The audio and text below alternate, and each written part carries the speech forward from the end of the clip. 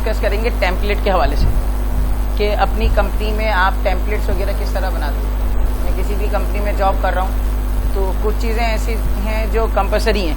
Company का लोगो है, company का नेम है, टाइटल ब्लॉक्स है, लेटर हेड जैसे बनता है, इस तरह कुछ चीज़ें ऐसी हैं जो कंपलसरी हैं। जो चीज़ कंपलसरी होती है हम लोग उसको एज ए टेम्पलेट के तौर पे बना के सेव कर देते हैं। जैसे अब मैं जब ऑर्डर गेट करता हूँ मुझे यूनिट सेट करना पड़ता है, डायमेंशन स्टाइल सेट करना पड़ती है, तो मेरा टाइम वेस्ट होता है। तो मैं चाहता हूँ एक दफ़ा टेम्पलेट बना लूँ, उसमें मेरी कंपनी जो जो लेयर्स पे काम करेगी, क्योंकि जितनी अच्छी कंपनी है ना वो लाजमी लेयर्स पे काम मांगती है, क्योंकि उसको मॉडिफाई करना है, हैंडल करना आसान हो जाता है। तो लेयर्स वगैरह जितने भी बन गई, ये सब चीज़ें हम लोग एक दफ़ा बना के टेम्पलेट में सेव कर देते हैं। नेक्स्ट टाइम जितना भी काम करना होता है वो सब डायरेक्ट हम क्या करते हैं, अपना टेम्पलेट ओपन करते हैं और उसी के ऊपर काम कर देते हैं। तो सबसे पहले डिस्कस कर लेते हैं कि आप अपना टेम्पलेट्स वगैरह किस तरह क्रिएट करोगे।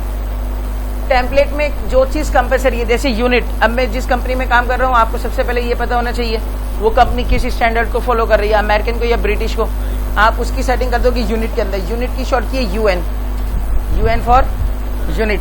मैं इस फाइल के ऊपर कोई भी काम नहीं करूंगा, सिर्फ सेटिंग्स करूंगा और इस फाइल को सेव कर दूंगा एज ए टेम्पलेट। वर्किंग इसमें नहीं करूंगा, ये मेरी टेम्पलेट फाइल बन जाएगी, यूएन फॉर यूनिट।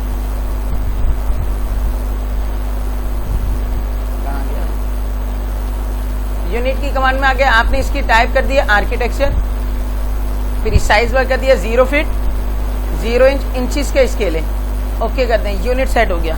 देन में डी इंटर डायमेंशन स्टाइल, आप डायमेंशन स्टाइल पे आ गए, मॉडिफाई, प्राइमरी यूनिट आपने किया architecture 0 feet 0 inch 0 feet. Then आप टेक्स्ट पे आ गए, आपने कहा टेक्स्ट का स्टाइल भी चेंज कर दो। यहां से आके आपने हाइट दे दी टेक्स्ट की, जो भी आपको हाइट रिक्वायर्ड है। आपने कहा यहाँ पे टेक्स्ट की हाइट मैंने दे दी मिसाल के तौर पे 12, हाइट कितनी दे दी है 12 के हवाले से। फिर आपने कहा टेक्स्ट जो है वो अलाइन होना चाहिए डायमेंशन लाइन के। टेक्स्ट अलाइन किसके होना चाहिए, डायमेंशन लाइन के।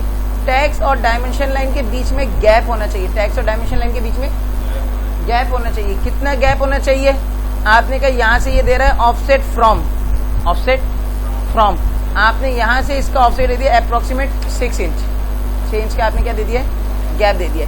देन आप सिंबल्स एंड एरो में आए, यहाँ से आपने एरो की जगह आर्किटेक्चर टिक्स यूज कर दिया, एरो की जगह आर्किटेक्चर टिक यूज कर दिया।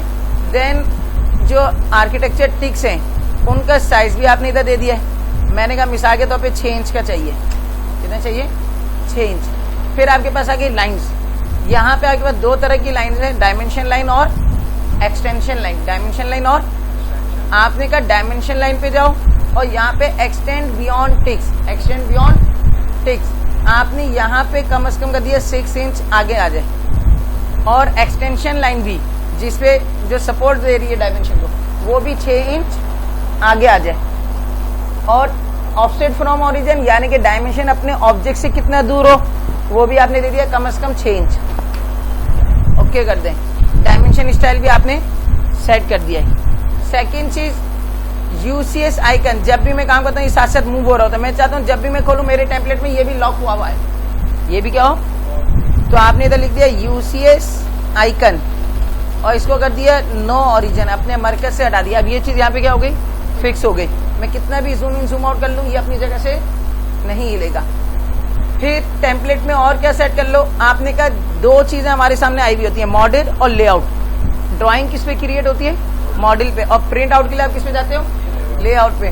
तो यहाँ पे 2 लेआउट दिए हुए, आप अपनी मर्जी से और भी लेआउट्स बना सकते हैं। मुझे नहीं चाहिए, मैं इनको डिलीट कर देता हूँ। मैं चाहता हूँ मैं अपना जब लेआउट पे काम करूँ तो मुझे ये पता हो कि मेरा लेआउट किस पेपर के साइज का है, उस पर टाइटल ब्लॉक कैसे बनेगा, ये सब टेम्पलेट में ही जाए। ये सब चीजें किस में जाए, टेम्पलेट्स में। तो आप यहाँ से आ जाए लेआउट, किसमें आ गए, लेआउट। लेआउट में आने के बाद यहाँ पे सबसे पहले पूछेगा पेपर का साइज। सबसे पहले क्या पूछेगा, पेपर साइज।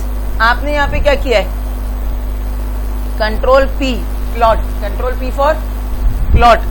प्रिंट के ऑप्शन में आ गए और प्रिंट में आने के बाद आपने सबसे पहले दे दिया कि पेपर मुझे किस साइज पे चाहिए। आपकी कंपनी स्टैंडर्ड किस पेपर के ऊपर प्रिंट निकालती है। आपने कहा यहाँ पे मैं पेपर का साइज दे देता हूँ, मिसाल के तौर पे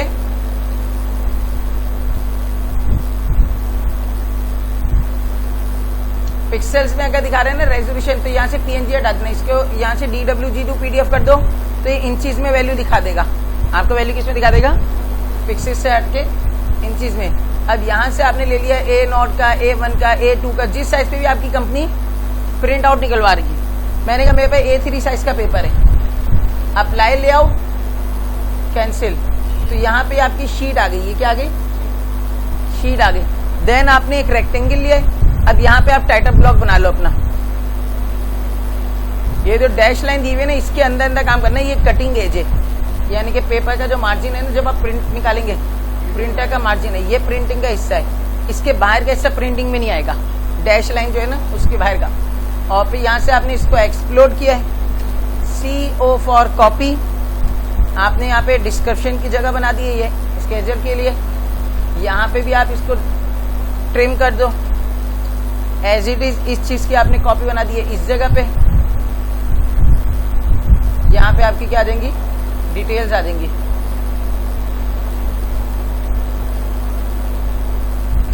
यहाँ से आपने एक लाइन मार्क की है, trim, signature of architect, signature of owner वगैरह के साइन आ जाएंगे।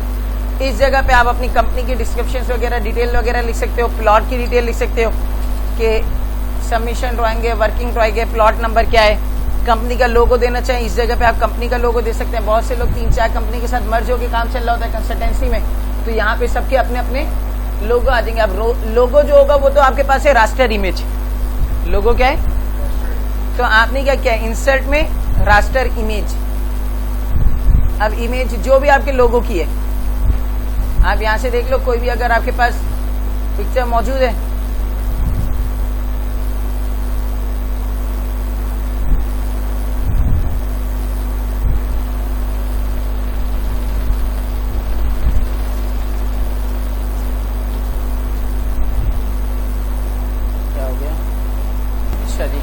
अब आप क्या करेंगे इसमें?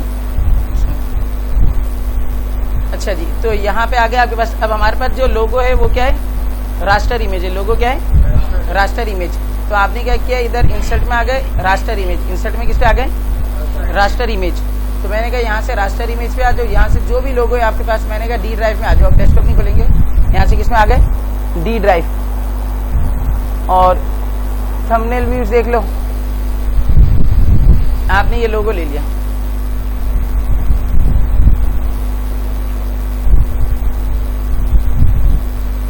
ये इस पे क्या आ गया?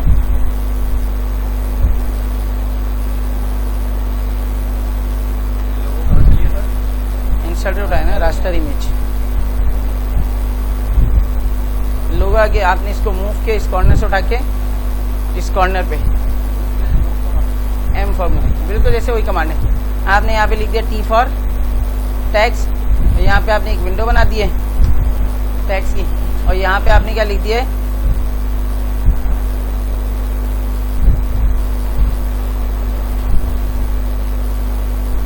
कंसल्टेंट। वैसे तो लिखना चाहिए स्टेट एजेंट।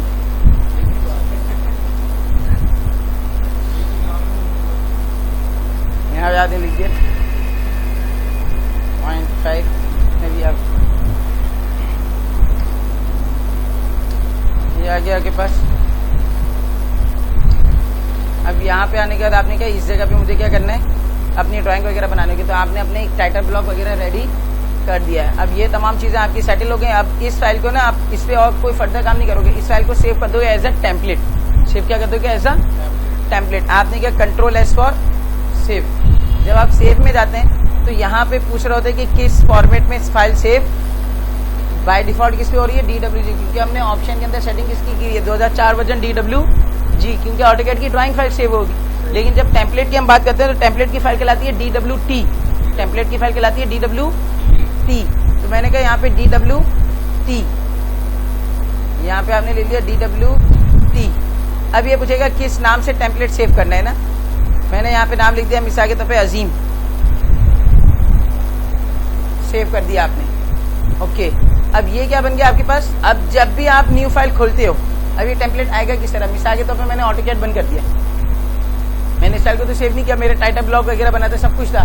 लेकिन अब जैसे ही मैं ऑटोकैड ओपन करूंगा ना, तो यहाँ पे न्यू फाइल का ऑप्शन देता है कि आपको फाइल किस पे खोलनी है, इंपीरिया पे खोलनी है या वो दोनों क्या थे, कंपनी के स्टैंडर्ड्स है ना, या तो ब्रिटिश वालों का स्टैंडर्ड बना हुआ है या मैट्रिक वालों का। अब आपने अपने स्टैंडर्ड बना लिया, अपनी सेटिंग कर लिए, तो मैं चाहता हूं कि मैं ना ब्रिटिश के स्टैंडर्ड को ओपन करूं ना मैट्रिक वाले स्टैंडर्ड को ओपन करूं, मैं अपने टेम्पलेट को ओपन करूं जो मैंने बना के, उसमें मेरी डायमेंशन सेट हुई है, उसमें मेरा यूनिट सेट हुआ है। अभी लेयर्स का टॉपिक हमने नहीं किया, इसके बाद अभी एक और वीडियो बनाऊंगा लेयर्स बनाने का, तो उसको भी हम इसी टेम्पलेट के ऊपर ओवरराइट कर देंगे, ताकि जब भी मैं खोलूं तो मेरी लेयर्स वगैरह भी बनी हुई आ जाए, लेयर्स भी खुद ही ऑटोमेटिक बनी हुई आ जाए। तो अब जैसे ही आप खोलोगे इसमें तो दो ऑप्शन दे रहा होगा, इंपीरिया मैट्रिक, वो ऑप्शन जब देगा जब आपने स्टार्टअप ओपन किया हुआ है। जब हमने इंस्टॉल किया तो उस पर कोडिंग लगाई थी, बताया था स्टार्टअप अगर ओपन करेंगे तो ये विंडो दे देगी, वरना बाय डिफॉल्ट टेम्पलेट का ही ऑप्शन देगा, बाय डिफॉल्ट ये आपको ऑप्शन ही ऐसी टेम्पलेट का देगा।